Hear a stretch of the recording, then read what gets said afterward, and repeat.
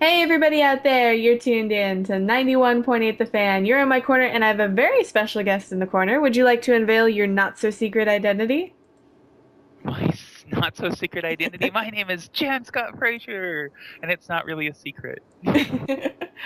Well, I would hope not because then we totally blew your cover because it's on the website and we told people you're coming on, so I was we going to screwed say, up. considering my website is janscottfrazier.com, I don't think I can hide very well.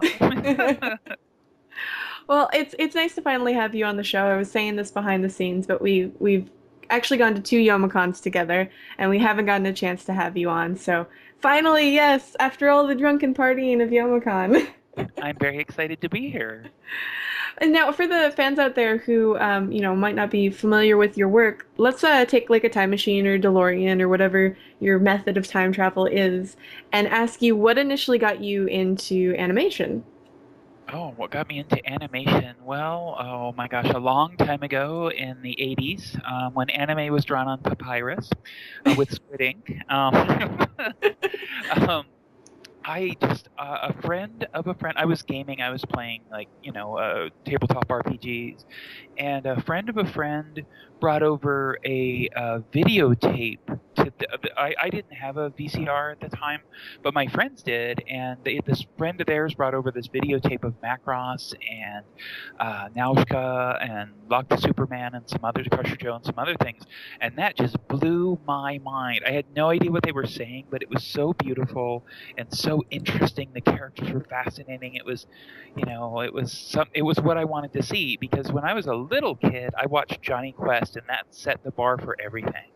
So after that, of course, Scooby Doo and all that stuff came out, and it was, comedy and slapstick, and I didn't want that. I wanted science and adventure and, that sort of thing. So it wasn't until I found anime again, and I just got so, how shall we say, engaged with anime that it just kind of took me over, and I just decided that I saw some of the stuff that they were, a bunch of the stuff that they were making in Japan, and I said, if this is what they're making there, I want to go there and make this, and I did.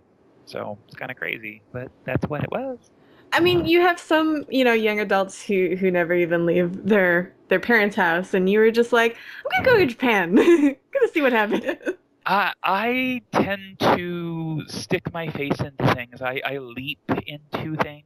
I love adventure. I didn't realize it at the time, but I love adventure. I love, trying new things and doing things. And it's not. I don't think that it's much that I'm brave or courageous as I'm just crazy and obsessed. And so yeah, it's worked.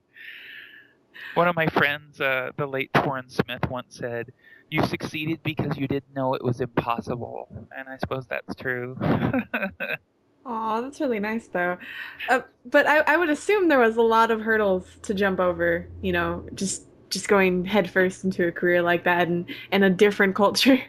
Absolutely, the language being, the well, obviously moving over there and getting set up in the apartment, et cetera, that was a huge hurdle. But the language being, I think, the biggest hurdle of all, really, because in the anime industry, if you don't speak Japanese, you're not going to have a job, because as you see, they don't make a lot of anime in English. That's produced over in the United States or England or wherever, or the UK, excuse me, or wherever.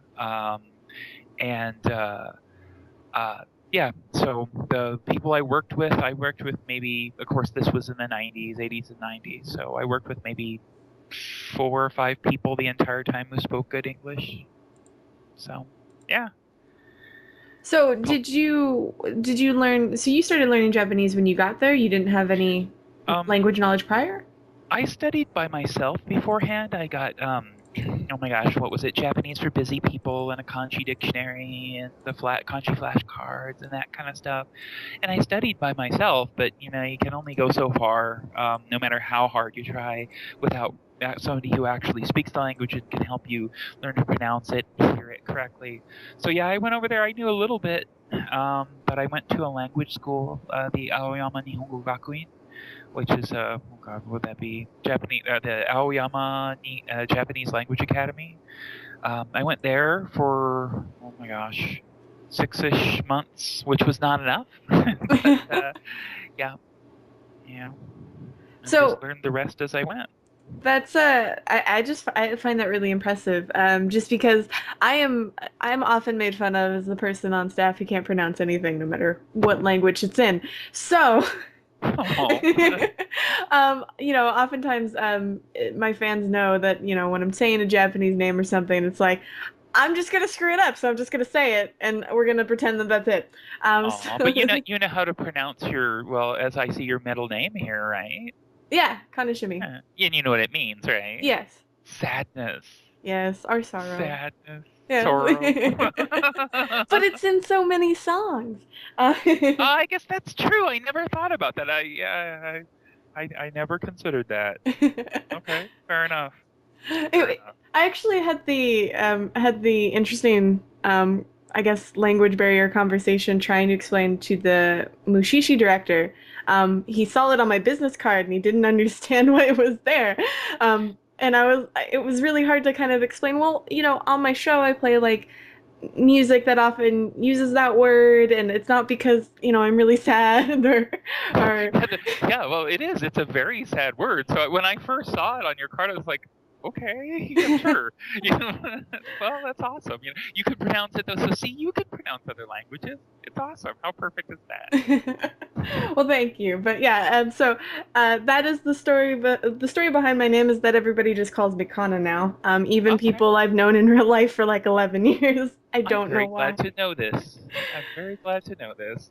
It's just kind of taken its own monster of sorts. Kind of like how in the West, a lot of people still cling on to the otaku term as being like this really nice term. When you look at the history, it's not.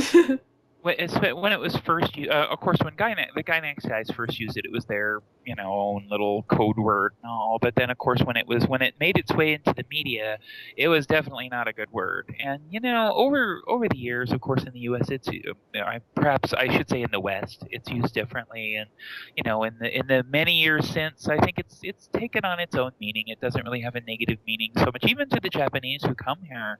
I remember I used to talk with my coworkers about that. They would say otaku. I'm like, yeah, it's a different thing here. And I remember one year, one of the guys I used to work with actually got up on stage at a con, I don't remember which, and said at opening ceremonies, "I am otaku too." So you know. That's cool.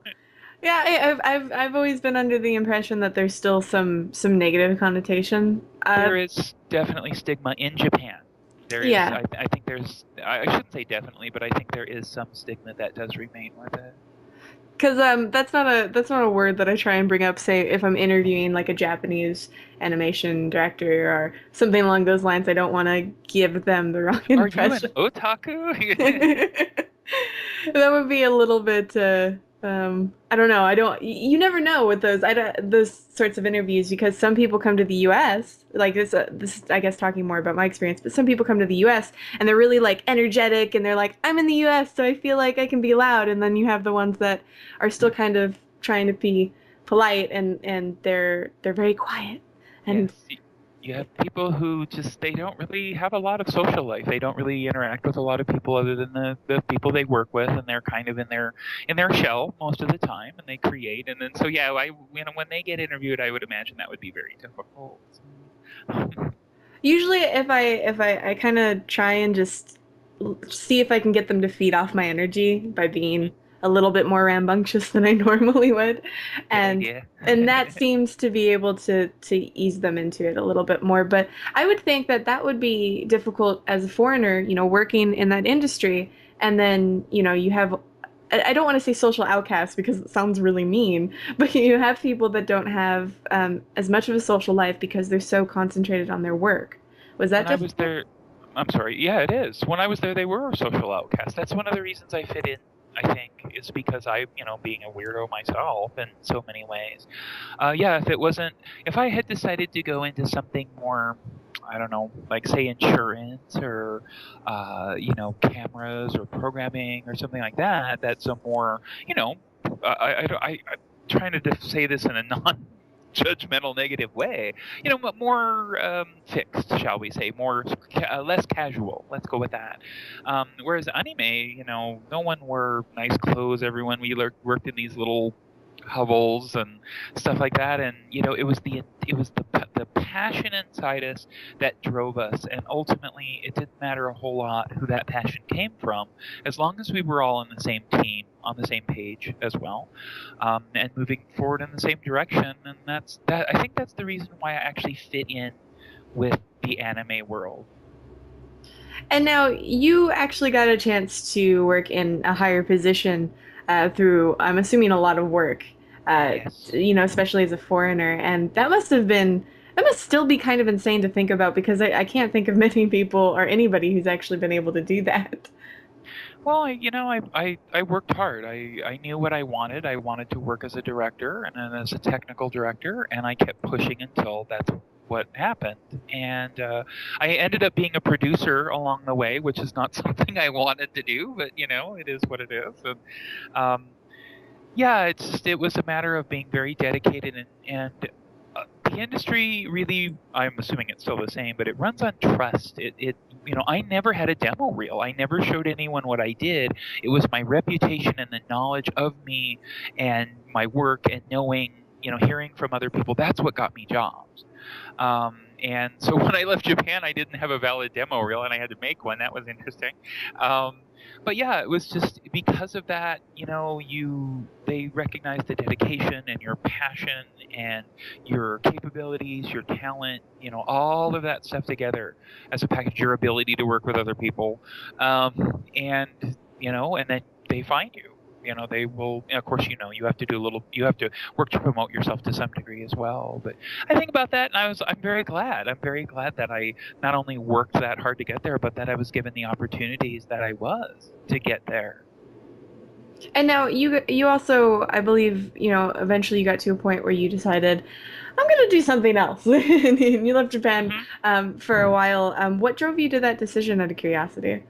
When the Japanese economy started to skid in 1999 and then was just in almost collapsed in 99 2000, I realized that my industry, I and a lot of other people realized that our industry was starting to go down and that it was going to be a long time before we would be able to produce, good original work and get funding for it. Because one of the things was I was in the middle of funding a show of my own design. I had this cool TV series. It would have been the first HD widescreen TV series. Um, it was based on a cool idea. It was I had a character designer. He was from the Netherlands, but he was living in Singapore. I had all these people kind of scattered throughout the planet, ready to do this, and I had about just over a third of my funding. Um, no, I guess it was more like just under half of my funding, and then when the Japanese economic minister made his speech, everyone's funding dried up. Mine disappeared overnight. And I said, it's going to be a long time until this capability comes back to me. And that's where I was in my life. I was doing planning, I was doing kikaku and producing and directing, putting teams together and stuff like that. And that's what I wanted to do. And I realized that that's not what I was going to be able to do for the foreseeable future. And so I said, it's time to move on and do something else and see what happens, make my way in another way. So yeah. Hey, as long as you're happy with the decisions you make, and you seem like you've gone on to bigger and more independent things, you know, Most definitely. yeah, and as long as that's what you seem to have a lot of drive, so as long as you have that, it seems like you can find happiness. Yeah, and see, one of the big things is that I recognize that I am an auteur. An auteur director is like, and I'm not trying to compare myself to these people, but like Stanley Kubrick and Francis Ford Coppola. These are people with big vision. Danny Boyle, has a large vision, and they control everything, and they bring their themselves and their team. Everything comes to the screen with great passion. And, they do. Coppola once said that the film director is one of the last true dictatorial positions on earth. And not that I'm a mean dictator, but, we're going to do it right. And so it's difficult to find a team and a group of people who can work with that. It gives great results. That's why we love anime. Really, the 80s and 90s were auteur directors and producers and creators, and so that's why it was so different. One of the reasons. And so that's me. And I realized that I'm going to have to do that myself. I'm going to have to take my own reins. And I might not be able to do, a 6 or 12 or whatever $1 million movie, but I can do a comic, so, or an album or two. Well, before we get into some of that stuff, we're going to take a very short break here on 91.8 The Fan, but don't go anywhere because our special guest isn't. So keep it tuned to your favorite station, where we play everything you want and nothing you don't. Hey, everybody out there, you're tuned in to 91.8 The Fan, and my special guest is still here alive and breathing, I swear. You're the first one that's actually responded with breathing. Everyone's just like, oh yeah, I'm alive. Oh, well, I'm used to breathing, so I wanted to make sure they knew. But for the fans out there who want to keep up to date with what you're doing, are there any projects that recently came out or that you're working on that you want them to know about? I'm actually kind of in this interesting place. I've taken a little departure away from the normal anime and manga comics kind of thing I've been doing. I've been working on an educational comic. It's, like I said, it's not really aimed at fandom or necessarily. It's aimed at kind of a general audience. It deals with mindfulness and cognitive behavior therapy. I know that may sound very dry and boring, and that's why I'm making a comic of it. It's something I use. I also work as a psychotherapist, as a mental health counselor. In my secret identity, as it were, and there it's something that it's one of the things that I use and I like to use, but it seems unapproachable to people and heavy and boring and all this stuff. And I'm a teacher. I've been a teacher of art and animation since '89, and I love teaching. And so I'm like, I could mix these things together. I could make this interesting and fun. People could benefit from it. So that's what I'm doing right now. Well, I think that would help make really interesting characters, honestly. Yeah, I mean the educational part of it. There's no really at the moment. There's no named characters. There's no story. It's just the explanations. However, there are going to be additional comics like web comics and stuff that take these techniques and ideas and to put them into use. So there you would have you would have characters and a scenario, a situation going on, and they would use this or not use it or whatever, that kind of thing. So. Yeah, so there is our stories that will come from it. So, well, for the fans who are interested in picking that up eventually, where can they keep up to date on that? I know you have your own website, but do you Twitter? Do you Facebook? Do you? I do have I have a Facebook. I have a public Facebook. I have Twitter, but I don't really use it very much. I'm just not a 140 character person. I have Tumblr, but I only put really weird animated things on it. That sounds like my Tumblr.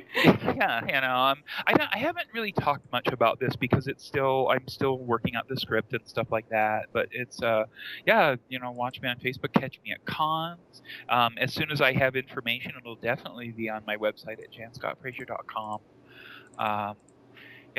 So groovy stuff. And then of course, I do a lot of public speaking at out in the world as well as conventions. I do I talk about anime, I talk about Japan and Asia and languages, and I do LGBT outreach and education and advocacy and all sorts of good stuff. I just never shut my mouth. Then you'd be really good in radio, because I never shut up either. But for the fans out there that want to, meet you in person and, maybe ask you some questions that I didn't get a chance to ask, what conventions do you have coming up? Coming up, I have in Denver, I have Anime Land / Koshicon Wasabi, which is in the last weekend of February, very beginning of March. I have GeekCon in Madison, Wisconsin. I'm going to have to. That's in August. I'd have to look at the exact dates. It's the end of August 21st through 23rd, I believe that is. Right before that, I have JFAX as usual, yay, in Grand Rapids, Michigan, and that's going to be the first weekend of August. I have I am all over my calendar. I have Denver Comic Con in June. Yes, June, May or June. Oh my God, I have to look. Um, I have Non-DesCon, which is normally in September. Again, I haven't. If it's past 6 months, I don't know if they have their dates and all, but I'll be at Non-DesCon as well. And past that, I'm not really sure. I hope I get to go to some other ones. Maybe Omicron will have me back or something. So yeah, I'm looking forward to seeing everybody this year. It would be lovely to see you again at Youmacon, and hopefully I'm not running around doing like 7 to 10 events. I have a great time there. I really like the con. It has a good groove. I like the staff. Some of them, a couple of them I've known for a very long time, like the Contra Morgan. I've known him, my God, forever. And it's great to see them. It's great to see how they've evolved and made this amazing convention. And yeah, I like it. I like downtown Detroit too. It's pretty neat. They're really fantastic. I haven't gotten a chance to explore too much because we set up at like 8 or 9 in the morning, and then we don't tear down until like 11 or 12 depending. So often I don't get a chance to really look around in the area, but it's the closest to like Canada I've ever been. Oh, really? And Um, it doesn't get cold here in the desert, so I'm like, it's cold. I don't know what that feels. yeah, yeah, it is definitely cold and sleety from time to time there. You get a little taste of the lake effect sometimes. You know. I went from like 70 weather this year to like 40, and I'm like, I'm cold. And all my other staff members are more on that side of the US. So they're like, what are you doing? I'm like, I'm going inside. I'm freezing. Screw you guys. That was my month of 45 and raining. Everywhere I went to Salt Lake, and there it was really nice. And then I get back to Denver, 45 and raining. I go to Detroit, 45 and raining. I go to Glasgow, 45 and raining. I come back, I go to Portland, 45 and raining. I'm like, my God, am I drinking this with me? You know? So you brought the rain. I remember walking in Yes, that rain so many it times. was dragging it around with me. But no, I do love Youmacon. I love how everybody's so relaxed and chill and willing to party because I feel like a lot of conventions are a little bit more quieter, but I feel like Youmacon just shouts to the heavens. Yeah. I mean, if anyone's in that area, definitely go check it out. It's absolutely worthwhile. Fun stuff. And since we're nearing the end of this interview, I was wondering if you'd be willing to participate in a 91.8 The Fan tradition. Okay. Basically, we ask if you'd be willing to do a radio bump for us, or say a line for us. Absolutely. Awesome. Basically, we ask if you could say, hello, my name is, you insert your name, I do this, you can put whatever you want there. Hang on a second. Let me make a note. You wouldn't be the first one. So just, my name is, I do this, whatever you want to put there, and you're tuned into 91.8, The Fan. Okay. I can also type it to you if you need it. Oh, I got it. So I just say, hello, my name is, I do this, you're tuned into 91.8 The Fan, right? No. Well, yes, you just fill in the blanks that are there. Oh, you're there all are good. blanks? I Yeah. didn't know there were blanks. Oh, I was Well, gonna what go is with your my name and and what do you do? I know, I'm kidding. Well, it's not you're not the first one. Hello, my name is Jan Scott Fraser. I am a director and producer of anime, and you're tuned into 91.8 The Fan. Look at that. That was simple and easy. Yay. Yay. Congratulations. Now Yay, you're congratulations to all of us. now you're immortalized in the forever bumps that play on the station. Yay, forever bump. So is there anything else you want to tell the listeners out there? Any words of wisdom, dating advice, predictions for the end of the world? Watch more anime. You really need it. Look up for dating predictions. I don't know about predictions, but look up the word limerence. Limerance. It'll save your life, maybe. And end of the world, God, no, please, no, not after I die, maybe, but not until then, because I got stuff to do. Fair enough. Well, thank you so much for joining us today. It was a lot of fun talking with you. Thanks. It was great to talk with you as well. I'm glad I finally got on. And for any of the people out there that missed any of this interview, don't fret. You can find it on the website within the next few days. So keep your eyes peeled to 918thefan.com and your ears tuned to 91.8 The Fan, where we play everything you want and nothing you don't.